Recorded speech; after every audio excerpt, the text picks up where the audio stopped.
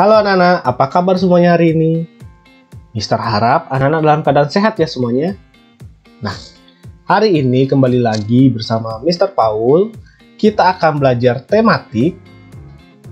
Tema 3, peduli terhadap makhluk hidup. Subtema 2, keberagaman makhluk hidup di lingkunganku. Pembelajaran 2 dan 3. Nah anak-anak, adapun tujuan pembelajaran hari ini. Yang pertama, siswa mengetahui kewajiban terhadap hewan peliharaan. Lalu yang kedua, cara membuat mozaik. Dan yang ketiga, mengetahui fungsi bagian-bagian pada tubuh hewan. Nah, anak-anak, yang pertama, kewajiban terhadap hewan peliharaan.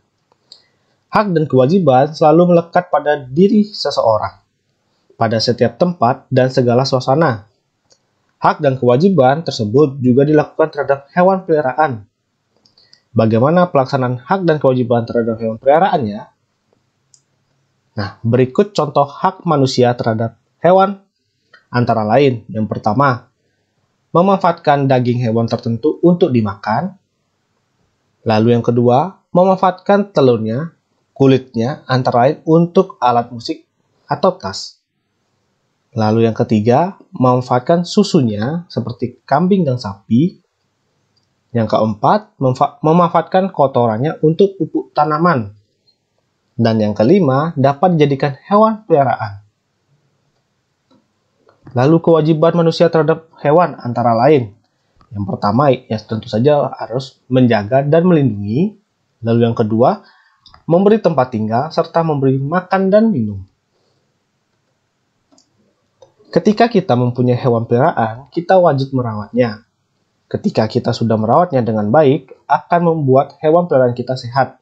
Misalnya memberi makan, membersihkan, memberikan tempat yang bersih, mengobati jika sakit, dan menyayanginya. Bayangin jika hewan peliharaan kita kotor, pasti akan mengganggu lingkungan sekitar. Lalu kita lanjut membuat mozaik. Mozaik merupakan karya seni rupa 2 atau 3 dimensi. Mozaik ini menggunakan bahan dari keping-keping yang dipotong atau utuh, misalnya biji-bijian. Teknik membuatnya dengan ditempel lem pada bidang datar.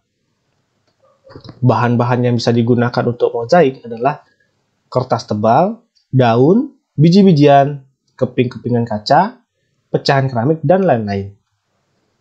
Pada umumnya, mozaik tidak diwarnai. Pembuatan mozaik mengkreasikan komposisi warna dari bahan-bahan yang ditempelkan. Nah, anak-anak, perhatikan gambar mozaik berikut ini ya. Nah, anak-anak bisa berkreasi membuat mozaik bertema hewan dan biji-bijian. Lalu, ikuti langkah-langkah berikut ini.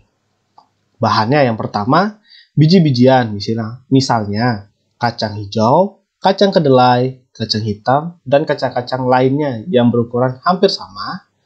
Lalu, kertas A4 atau kertas gambar, dan lem untuk menempel-nempel biji-bijiannya.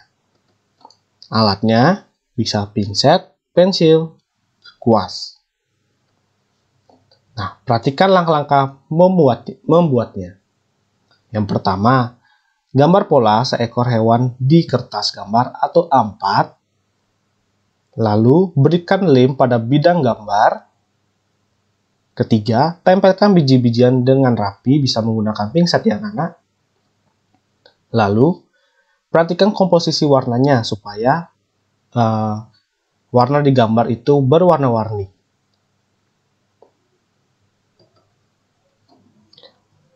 Lalu kita lanjut fungsi bagian-bagian tubuh hewan.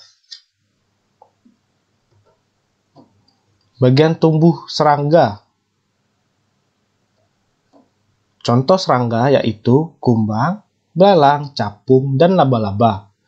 Serangga memiliki 3 bagian tubuh utama yaitu kepala, dada, dan perut. Mereka mempunyai 6 kaki dan setidaknya 1 pasang antena yang digunakan untuk mencium dan merasakan jika ada sesuatu di dekat mereka. Jika antena rusak, maka mereka menjadi tidak berdaya. Toraks memiliki 3 pasang kaki dan 2 pasang sayap. Namun, ada beberapa serangga tidak mempunyai sayap sama sekali.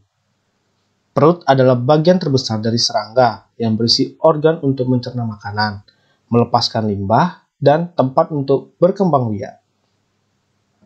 Lalu selanjutnya, bagian tubuh burung. Hewan berkaki dua seperti burung dan ayam, tubuh burung terdiri atas kepala, badan, kaki, sayap, dan ekor. Berikut bagian dan manfaat bagian tubuh burung.